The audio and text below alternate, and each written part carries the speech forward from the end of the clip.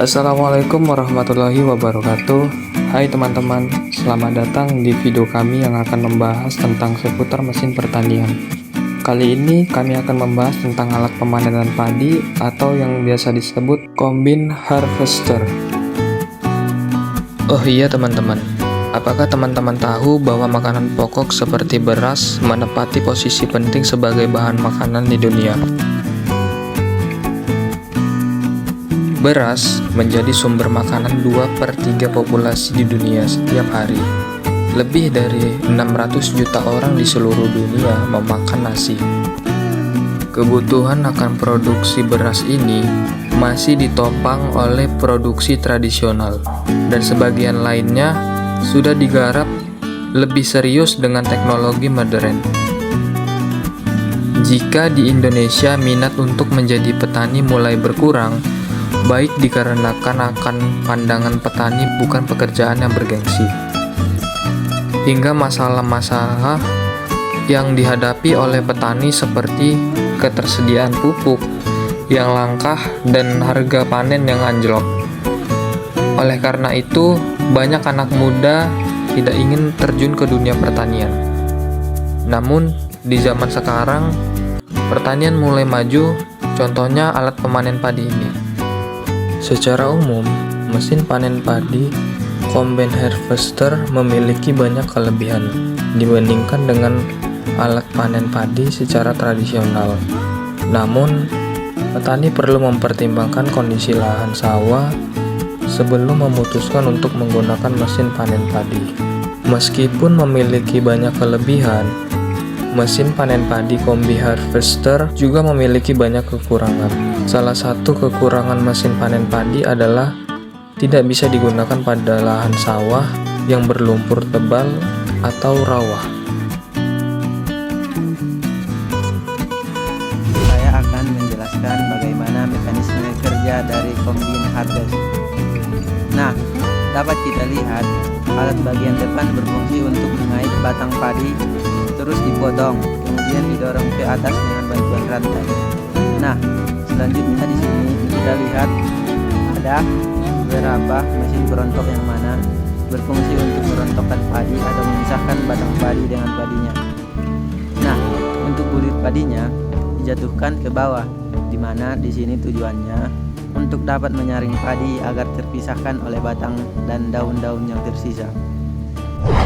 Kemudian jerami dan sisa batang dihempaskan keluar atau dibuang ke belakang agar tidak tercampur.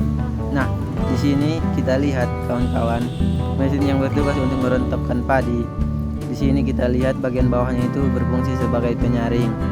Kemudian bagian tengahnya yaitu berfungsi untuk mengeluarkan sisa dari batang padi ataupun dari daun agar tidak tercampur dengan bulir padinya. Kemudian di sini kita lihat ada beberapa bagian-bagian penyaringan di mana terdapat penyaringan pertama, penyaringan kedua, dan penyaringan ketiga. Hal ini berfungsi agar sisa-sisa daun batang tadi tidak tercampur dengan bulir padinya. Mekanisme combine harvester dapat kita lihat alat bagian depan berfungsi untuk mengait batang padi lalu dipotong, kemudian didorong ke atas dengan bantuan rantai. Nah, di sini dapat kita lihat ada beberapa mesin perontok yang berfungsi untuk merontokkan padi atau memisahkan batang padi dengan padinya. Untuk bulir padinya dijatuhkan ke bawah, dan di mana di sini tujuannya untuk dapat menyaring padi agar terpisahkan oleh batang dan daun yang tersisa.